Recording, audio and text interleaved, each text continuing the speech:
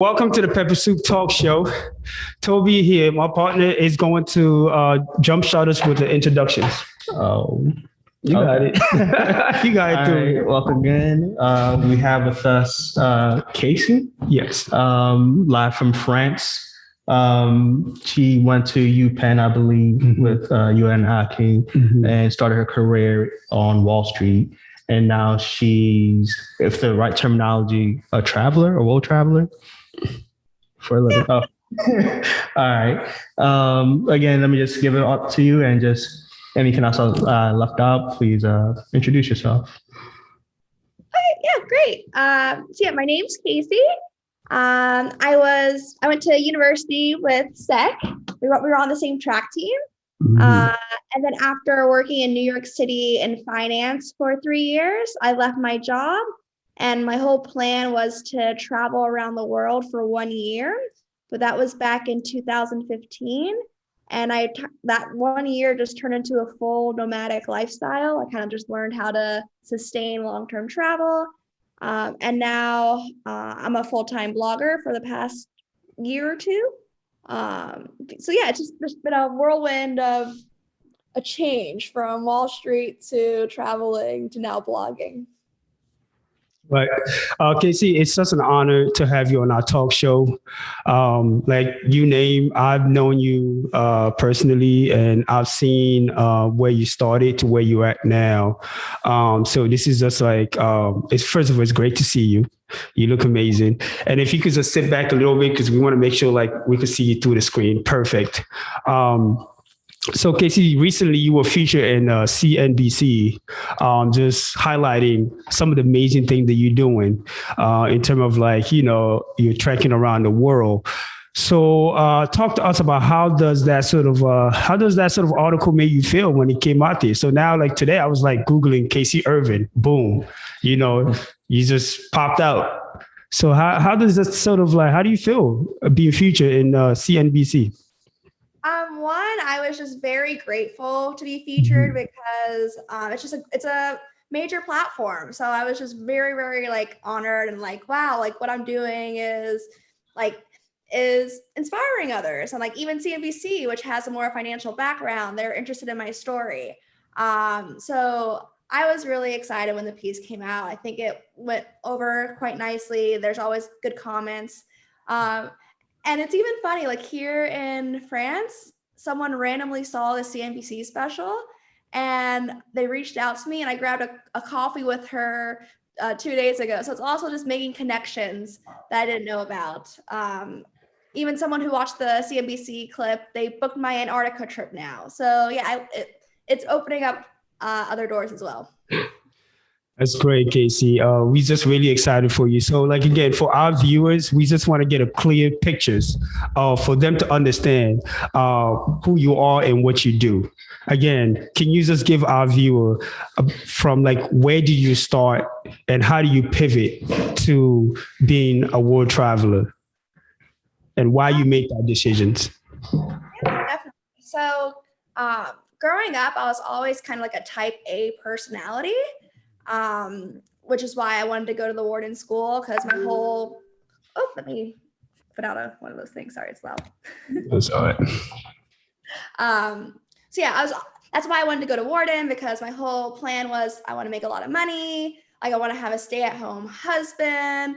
Like that was just kind of how I envisioned my life. I did a bunch of internships in investment banking. Then full time I was working in finance, but there came a point where I realized having 2 weeks vacation just wasn't really enough time if I want to travel and see the world. I liked my job. I didn't have any issues with my job. I love living in New York City, but the real like my real why was like I'd regret if I didn't take a career break because I had this sense of wanderlust. As I said, 2 weeks vacation just wouldn't suffice. And that's when I made the plan that I'm going to travel around the world for 1 year. And I made that decision at 23. I saved up money for 2 years. I'm a pretty risk averse person, so like this was like all very well thought out. I was saving $1,000 a month while living in New York, with the budget of, I think I ended up with a $27,000 budget to travel for 1 year. Uh, and yeah, then when I left, some people were like, "Oh, you're probably never coming back." I laughed at them, but then a year went by, and I was like, what should I do now? I've like traveled for a year. What do I want to do?" And the story just kept continuing and continuing. I just learned how to keep traveling. I've done odd jobs. Like I work on boats as a hostess for these sailing charters where I get to meet people from all over the world as well. Which is funny because my job on these boats is to cook and clean and like kind of just host the people, make sure they have the best week of their life. And growing up, I didn't cook, I didn't clean. My mom was shocked. She's like, "What? How is this now your job?" So it's been fun taking on different types of job opportunities. And yeah, I basically was traveling full time until the pandemic, which made me pause a little bit. And once the pandemic hit, I was actually quite thankful that it made me slow down because it made me take time to reflect. Okay, it's been 5 years of traveling around the world. What are we going to do now? And that's when I decided to turn into blogging. I already had like a small following on Instagram. I had my website, so I figured it was time to invest in myself, make myself into a business. And that's how Kesi To and Fro and the Follow the Fro tours was born. Now I'm an entrepreneur and combining my passion for travel into my business now. So what was the Incredible. what was the initial reaction when you told your family and friends, like, "Oh, this is what I do"? So at first, my parents didn't really believe me.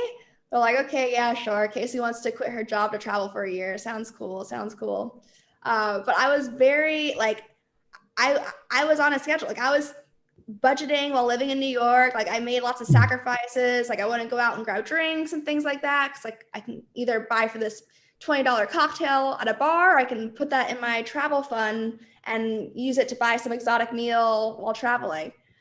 So at first they didn't really believe me, but then once they saw how serious I was, since I was planning this for 2 years, there was different reactions. Some people were like, "Ooh, I wish I could do that." Others were like, "Oh, you're crazy." I think nowadays, it's becoming a little bit more common for a career break. Whereas like in 2015, it's still like you didn't see it as much, especially for Americans to take a career break. If you have Australians, Europeans, they do these types of things, but for American culture, it's not as common. Amazing. Kesi, again, I just want our viewer to truly understand like who we talking to, who's our guest today, right? Because you are incredible. Because you are a 23-year-old Black woman and you decide to leave your job, which is a very lucrative job in Wall Street. And you decide, again, as a young Black woman at age 23 to take that risk. So a lot of us don't take that risk. And I just want to really like highlight that, to see how powerful that is. And today you start to hear a lot of people are trying to really admire. So talk to us about like your sort of like perceptions and understanding about like what does it mean as a Black woman for you to take the risk and travel around the world, and how were you received by those outside of the state? Yeah. I mean, it was definitely a risk, but I knew it was something that I really wanted to do. So I think the most important thing was just understanding my why. And when I was leaving, I didn't think it would turn into a full lifestyle like it has. So that was unexpected. But at the time, I had a mentor at the company I was working at. He also was a big traveler, and he was really important, just like for my story, because I could talk to him and I was like, "Hey, I'm kind of thinking about taking a 1-year career break to travel. Like, what are your thoughts? Is this crazy? Like, should I do this? Should I not?" And his advice to me was, if you want to do this, like go sooner rather than later. Because the longer you wait, the harder it becomes. You might get in a relationship, you'll keep getting promoted. So like at the higher up you are in a company, the harder it is to walk away. Maybe you have a family. Like there's way more barriers to go as you're getting older. And so it's harder just to say like, no, I'm going to take a career break. So 23, I made the decision. 25 is when I actually left my job to travel. And I just, like, as I said, I was a planner. And even for that, after that 1 year, I had a plan. I'd come back, I'd go to like a coding school, try to get a job as a coder. Like I had everything mapped out, planned out. So that gave me more confidence in everything I was doing. Even though it didn't go to the original plan, I'm really happy with how it panned out. But yeah, like it was definitely a risk, but for me, it was worth it. And I met many other people on the road, some with like similar stories. They were working in finance, and they find like they might not still be traveling right now, but they find a transition. Like they find a new job they're going to go after. So it is possible. Like if you want to take a career break, it is possible to do. And with your traveling experiences, was there any, what are some of the struggles or any scary situations you encountered being in different foreign places? Yeah. I was always more of a budget traveler. So you can always have like little horror stories here or there, but whenever you go through like the bad experiences, it also makes it memorable. Like that's what you remember. I'm thinking of a time I was in Mozambique. I was trying to cross over from Malawi into Mozambique, and it was the most difficult excursion trying to get across the border. We got into this really, really small town. There was no transportation to the next biggest city. We found the one car in town and paid this guy $100 to drive us into the next big city. And I tell you how bad the roads are in Mozambique, it was like a roller coaster ride. We're driving down these roads. We're like turning over. We're like, okay, everyone lean left. So the car won't go in circles. Meanwhile, I'm really sick. I need to like see a doctor. So after a 5-hour journey, we finally get to the next biggest city. I go to the doctor. Someone looks at me. They think I have malaria. They're like, you need to like you. Wow. So you go through these ups and downs of travel, and even though like that transportation, that whole thing was scary. I went to Mozambique hospital. I got to like see what it's like. What's the healthcare system like here? Will they make me better? Like all these things. So even through these troubling travel stories, you're able to learn something from them as well. Thank you, Kesi, for sharing that. And I mean, for me, one thing that resonates with me is just how resilient you are. Despite all this like up and down that you were going through, like I just can't, for me, like I connect with your sort of like story because, you know, for me, like coming to America at a young age, it's like, it can be a scary experience. So seeing you taking that sort of going to like places in the world where people are sort of scared to go, you really have really changed people's sort of perception and fear of traveling, especially your friends. Tell me about what impact have your sort of journey has on your circle of friends, and how do they sort of like talk to you now about like, you know, when it comes to traveling? Any of your friends reaching out to you, anything like that, or your family members? Yeah, I think at first people thought I was like a little crazy, but now they appreciate my journey. Like especially my parents. Let's talk about my parents for a second. Yes. So the first couple years I was traveling, they kept asking me questions like, when are you going to coding school? When are you going to coding school? Like, I thought this was part of the plan. Why are you like, life is not just about having fun, blah, blah, blah. Like that was their rhetoric.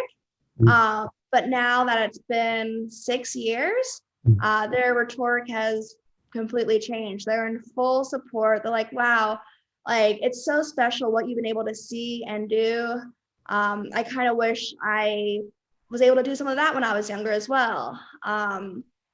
So I don't know, to open up my parents' eyes was nice. Even like to have them come visit me in certain countries. You mentioned how like certain places like Guatemala, which for me, Guatemala is like a safe country. There are no issues. But for my parents, they were like, we don't want to go to Guatemala. Why would we want to go somewhere where people are trying to flee? Like that was their impression. And I was like, you guys come visit me. I was living there for a month. They came, I showed them everything. They absolutely loved Guatemala after that.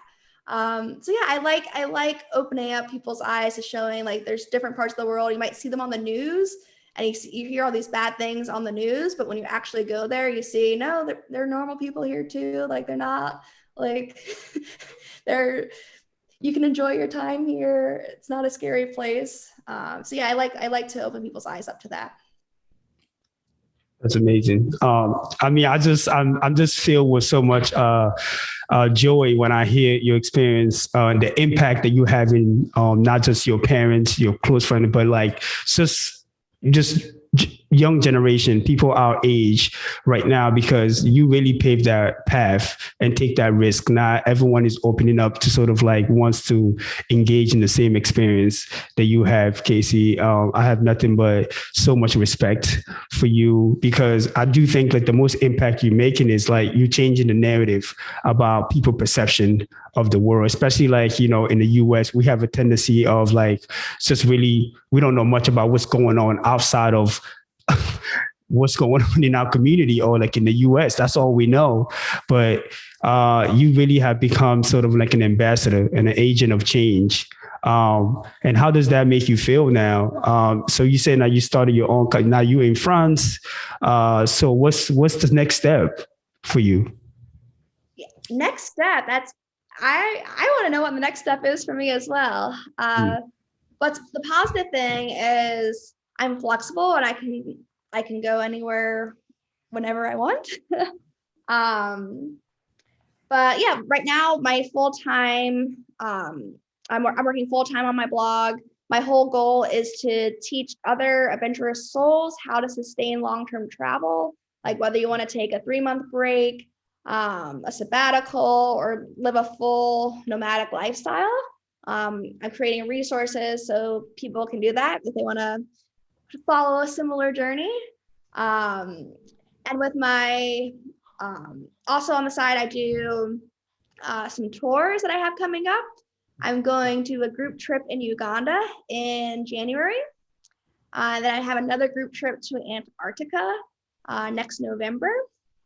I'm based in France. I'm not sure how long I'm going to stay in France, but I always have trips here and there throughout the year as well. But in terms of like long-term, I don't see myself really returning back to the US. Wow. Yeah, if I want to raise a family, I probably want to Europe. The US is, even with fresh, like, yeah, it's as you said, like people from the States, they are like, we're the best, the US is the best. But once I started traveling, I really saw a lot of the flaws in the States. And there's just things I like in other countries better. Can you unpack a little bit about some of the flaws that you discovered or learned? Yeah, I mean, most recently we just had the Rittenhouse verdict yesterday, which I don't know. I want to live in a place where gun control is something that's important. So the fact that someone can bring such a big gun, come somewhere, kill 2 people, and then still be used as self-defense, like that's not the type of environment I want to live in. I don't want to support those types of gun laws. Not even getting into how messed up the judicial system is in the US. But yeah, there's that aspect. I think the US is really good at covering up how fucked up it can really be. And then just in other aspects like healthcare, for example, I've been hospitalized in Thailand, Mozambique, Prague, and in the US. And in the US, I was only in the ER for maybe 2 hours, and the bill was $3,000. Versus I was hospitalized in Prague for 7 days in the ICU for 2 days. My whole bill was $700. So they got me better. I wasn't bankrupt after. If that happened in the US, I would have been bankrupt after, because since I don't have the insurance in the US. Even our two-party system, I don't, there's different things in the US I'm just not as supportive of in terms of where I want to raise my family and what best suits me and my views. Well, Kesi, thank you for your authenticity again, coming on our show, just keeping it real. Again, we appreciate that because this is really what the platform is about. When you're on this show, we want to make sure you're speaking to our viewer in a way that they will understand. So thank you for that. Speaking of health and safety, travel and work, so you recently called the attention of CDC. Correct me if I'm wrong. So talk to us a little bit about that and what are they, what are they asking you to do? And, what's the plan? What's going on with that? Yes. So the CDC, they reached out to do a collaboration together. And their whole premise was promoting people to get vaccinated if they want to travel. And I was completely on board. Because as a traveler, I want the world to get back to normal. It's just a shot, I don't know why people are getting super worked up over a shot. I have my booster as well. So when the CDC reached out for a campaign, I'm like, yes, I definitely want to show how being vaccinated has made my travels easier. Especially here in Europe, where you need to have a vaccine card to go into certain restaurants and things like that. Every time I'm in France, when I go into a restaurant, they have to scan my vaccine card, or else I can't go in. And I was the same in Budapest. When I was living in Budapest, we had vaccinated people could do things, unvaccinated people could not. And what I was serving some of my unvaccinated friends, and what their major concern was the discrimination between people who are vaccinated versus who is not vaccinated. So it was more of a principle stand versus a health stand. I don't know, just from my perspective, this pandemic clearly is a global thing. Every single country around the world is experiencing this. And I just don't like when people think they're smarter than everyone. So if a vaccine is helping people, I don't see what's the big deal of getting it. There's been vaccine mandates before in the past. In my collaboration, I shared how, for example, Uganda, to get to Uganda for my group trip, you need to have a yellow fever vaccine.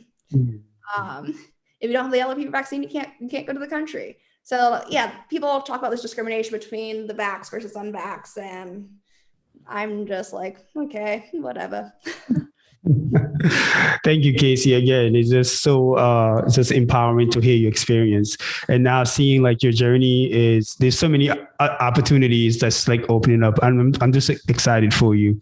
I'm excited for the work that you're doing, and I'm just gonna go ahead and just pass to Toby. Actually, the next question. Yeah. So just, being raised in the States, and just being able to experience this, blessing to travel to many different countries. What's one of the greatest lessons you learned when you started this journey? Yeah, I think one of my greatest lessons is just how people are good. I know that might sound pretty generic, but I really learned that because throughout my travels, I've encountered many people from different walks of life. It could be potato farmer in the middle of nowhere, Peru, who doesn't even know what New York City is, to staying in some super yacht in Croatia with someone who just sold their company. Like throughout all these experiences I met these people through my travel. They've all been so kind, so helpful, so giving. Like the potato farmer I met in Peru, he walked me on a trek to find the Rainbow Mountains. This was before anyone knew what the Rainbow Mountains were. Like he didn't ask for payment, he didn't ask for anything. He just took me on a trek for 6 hours, let me stay at his house. So you get these experiences, and it just makes me always want to pay it forward as well. So whenever I'm in a situation going forward, if I can just help out just a little bit, if I can make one person's day just a little bit better, why should I not do that? Like if it doesn't, like if someone is paying for a metro ticket and you can see they're struggling, they're out of $1. Let me just, hey, here's $1. Let me help you so you don't have to stress out about it. Like it's these little things that can make life better. So yeah, I guess through that traveling, like, and seeing how good people have been to me, it just really makes me want to be good to others. Excellent. Again, this is for our viewers. We're so honored and excited to have Kesi Irvin, a world traveler, a former Wall Street worker. So again, if you are sitting there and you're really thinking about traveling around the world and you need some guidance and you need some advice, this is definitely someone that you want to follow. Again, you could, Kesi, where can like people like able to find you? I know you're writing a blog, and I have a follow-up question, but can you just let our viewers know like where they be able to find you? So I'm very active on Instagram. You can find me at Kesi to and fro. You see I have the afro. That's KESITOANDFRO. That's also the name of my website, www.kesitoandfro.com. Those are the main ways to find me, either through Instagram or my website.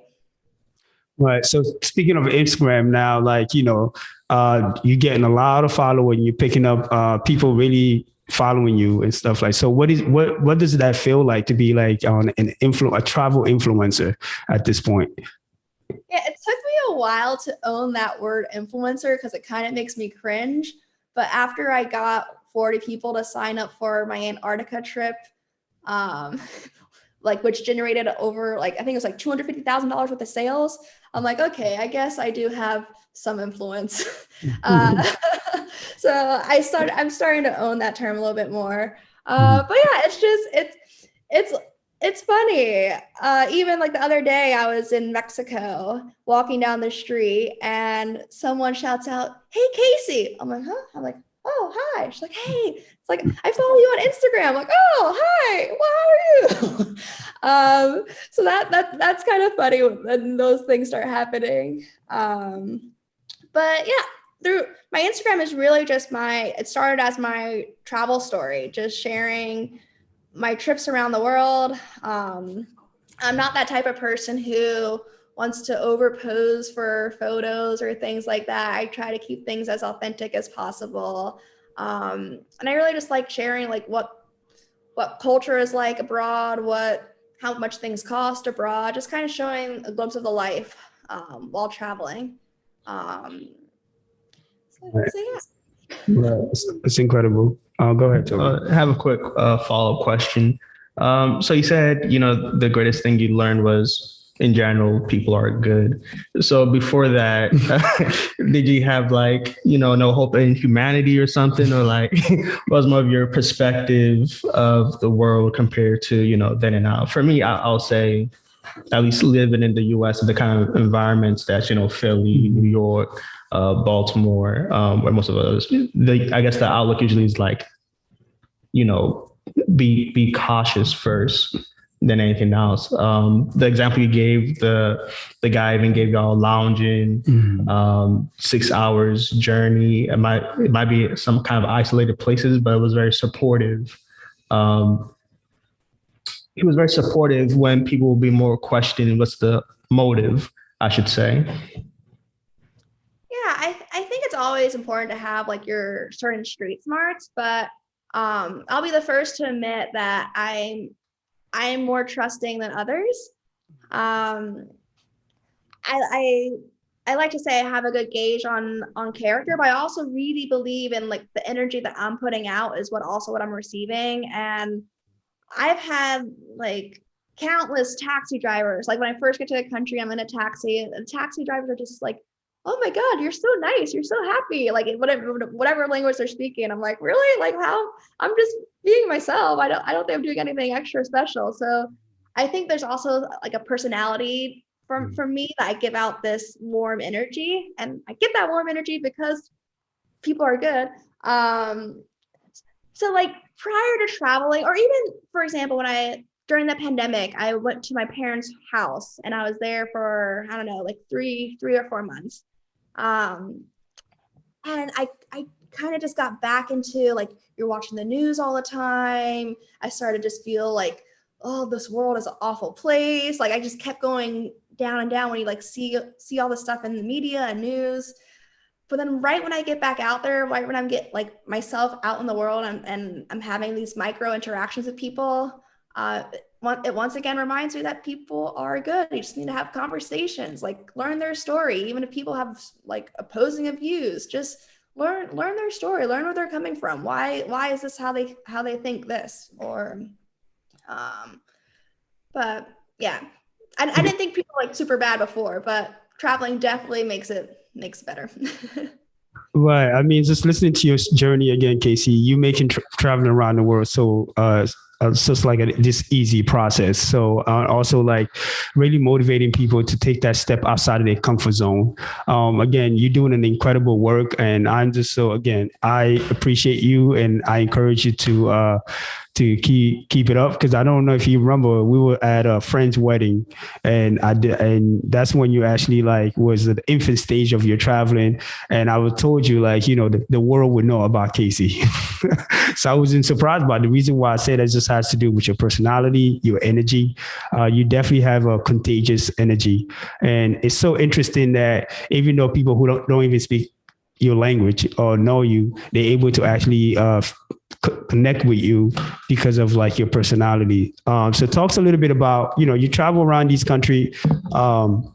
The culture is different. The language is different. Talks a little bit about your experience with the language. How are you navigating being in this different space, given that it's a different language, and how are you able to like, get through and still be able to get what you need, or get to the places that you're able to? Is there like a universal KC language that we need to know about?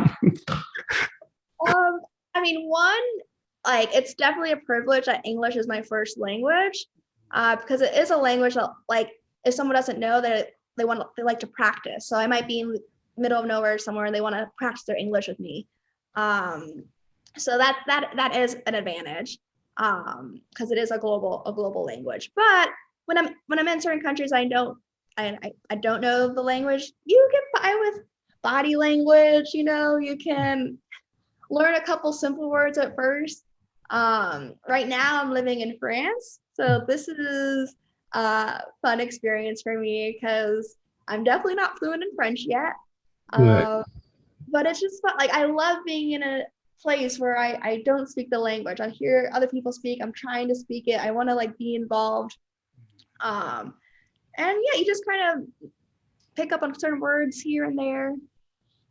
But language has never really been a huge issue for me in terms of traveling. You find ways to get by. That's awesome, man. So what are some language that you're picking up right now? And what are some few words that you want to share with us? So it's funny because I was in Guatemala for a month taking Spanish classes. I didn't know any numbers. I know anything about Spanish before. And that 1 month taking Spanish classes, I learned more than my 7 years studying French growing up. Yep. So now I always get Spanish and French words confused in me. I was in Mexico like 2 weeks ago. Now I'm back in France. So I'm like, oh, Spanish, Mexico, Spanish, French. But I know, it's hard to be put on the spot. I don't know what I should say. Right. We're gonna put you on the spot. That's it. Yeah. Y español mierda, pero je, je utilo mi español cuando viajar. See, I speak like Tarzan in different languages, and I'm okay with that. Like, Yeah. it's definitely okay to sound like Tarzan as long as people get what you're trying to say. Right. How do you say in Spanish? Bien. Gracias. In French, you say merci. Kesi. Beaucoup. Toby, what language are you learning right now? English. English. We are still learning English over here too, Casey.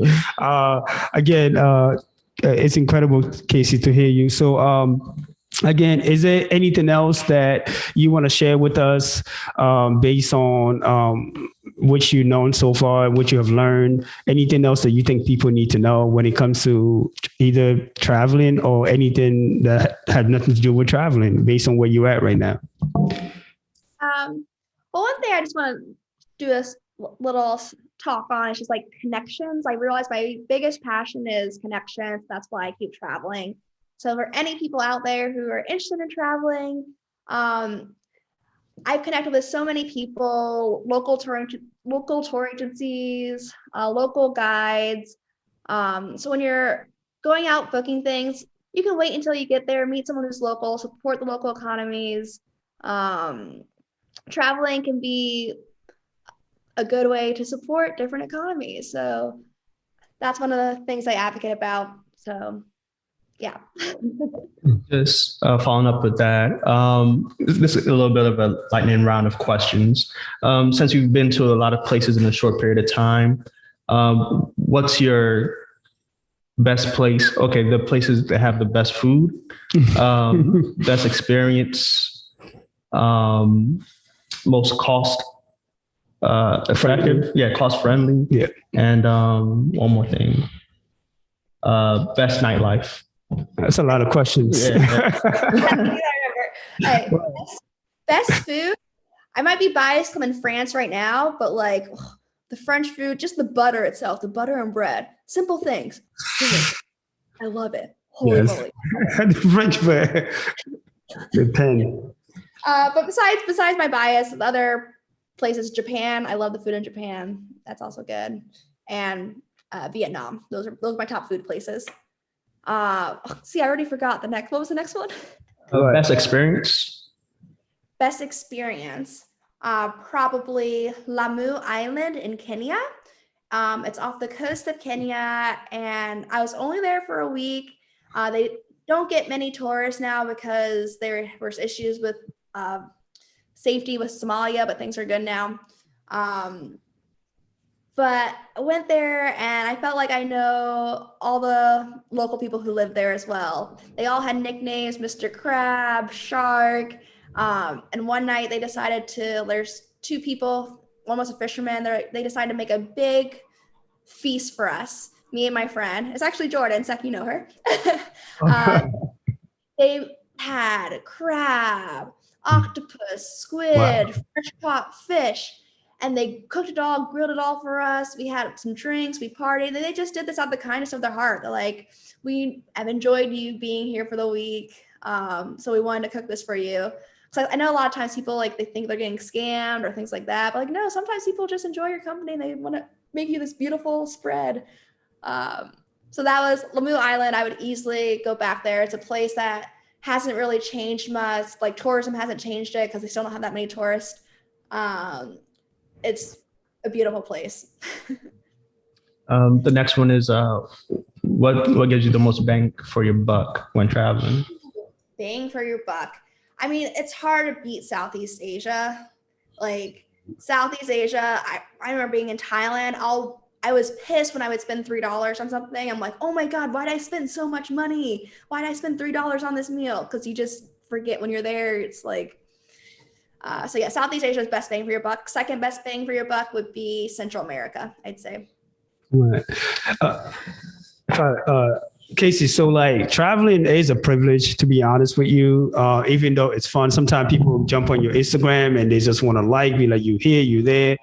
But again, it's like it costs money. Like financial literacy is definitely part of like traveling. Like, can you just give our viewers some advice on like what is the best way to like to spend your money and like to plan a trip? Yeah, there's ways to not spend a What are lot of some money. of the, I'm sorry to cut you off again. And what are some of the sort of lesson or mistake that you made financially that you want to share with our viewers when it comes to traveling around the world? So, financially speaking, I was spending more on my rent in New York City than I spend on average per month while traveling. So if you have a certain budget, you just have to learn how you can stick to that budget. And it's possible to go around on $1,000 a month. It's completely possible. You just have to go to certain countries. You can't go to places like Switzerland or maybe most of Western Europe. But as I said, you can go to places like Southeast Asia, Central America. There's ways where you can volunteer in exchange for accommodation and food. There are lots of different strategies out there to not spend a lot of money while traveling. I mean, it's easy as an American with American passport because we don't have like all these visa costs and things like that. So it's definitely, as you said, traveling is a privilege. And in terms of financial mistakes, like I've lost a ATM card before in countries that only where cash is king. That's the only way you can get by is cash. But you always find ways around it. I find an American, I'm like, hey, if you take out some money from me, I'll send you money electronically. Like you can find ways around it. But I haven't really made any financial errors. I always make sure I live within my means. I've been traveling for 6 years. The first year I had a larger budget since I saved a lot, but year 2, 3, 4, 5, I was living off of $10,000 a year. So yeah, there's more, you make a little bit more sacrifices. Maybe you take a 17-hour bus versus a train or things like that. But I was willing to make those sacrifices for the experiences. And I learned that there's different forms of being wealthy. I might not be wealthy financially, but it goes back to that connections. I'm wealthy in the people I know. I'm wealthy in connections. So even though I might not be able to pay for accommodation one night, someone might host me and I'll cook them a meal as a thanks. So yeah, there's different ways to be wealthy. Like it's funny. Now that I'm starting to make a little bit more money with the vlogging, I like talk to my mom, like, Mom, I'm so rich. She's like, Kesi, you, there's a lot of things you are, but financially rich is not one of them. Right. Because like for me, I've just been so used to living on a budget for the past couple of years. So anything spending more than $1,000 a month to me is like, woo, living large, you know? Right. Kesi, it's just like there's a lot of powerful things that you're saying, and I want to make sure like we pause for our viewers to really like soak up all this sort of gems that you just dropping today, and just like literally knowledge that we think is so important. This idea. Because in the US, like I again, just jumping here, I feel like we are conditioned to really have a lot of this like material transactions. This like a lot of things like money like matters in this world that we live in. So I just think it's so powerful that you're saying like there's a different way of being wealthy, which is like, you know, your connection with people, and you just have your friends all around the world, because it's like I just think that's just a powerful thing to share with people that live in our world, because I just feel like in the US sometimes we just like there's this narrative like, you know, don't think about anybody else, think about yourself, make sure you good first. I just hope that people will continue to tune into your story, so like you could continue to really open their mind about like, you know, what's going on outside of this bubble that we live in. That's like, again, I want to go on and on about like an incredible work that you were doing. Anything about you thinking about writing a book about your journey, your experience? I've seen any Netflix series going on coming up in your way?